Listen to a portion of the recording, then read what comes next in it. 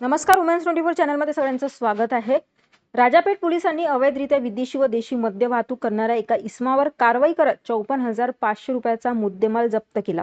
Police station राजापेठचे वरिष्ठ police निरीक्षक संदीप चव्हाण यांच्या आदेशानुसार डीबी पथक परिसरात गुन्हेगारी तपासणी व अवैध मद्य विक्री विरोधी मोहीम राबवत होते. दरम्यान दसरा मैदान परिसरातून एका व्यक्तीने ऍक्टिवा दुचाकीवर अवैधरित्या मद्य वाहतूक करत असल्याची माहिती पोलिसांना मिळाली.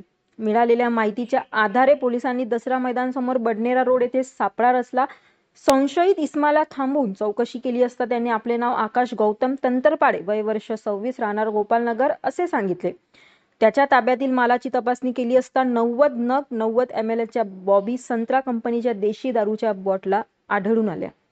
या प्रकरणी आरोपी विरुद्ध महाराष्ट्र दारूबंद कायद्याच्या कलम 65E गुन्हा दाखल करण्यात आला.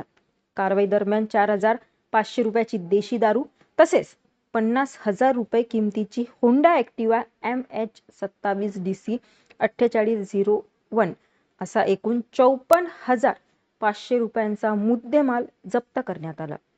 ही कारवाई पोलीस आयुक्त राकेश ओला, पोलीस उपायुक्त श्याम घुगे आणि सहाय्यक पोलीस आयुक्त संजय खताळे यांच्या मार्गदर्शनाखाली वरिष्ठ पोलीस निरीक्षक संदीप चव्हाण यांच्या नेतृत्वात नितीन शिंदे, मनीष करपे, पवन तिवारी, पंकज खटे, रवी लिखितकर तसेच पोका अमोल खंडेजोड, अंकुश काळे, आकाश यादव, प्रशांत बेलोरकर आणि अर्जुन कदम यांनी केली.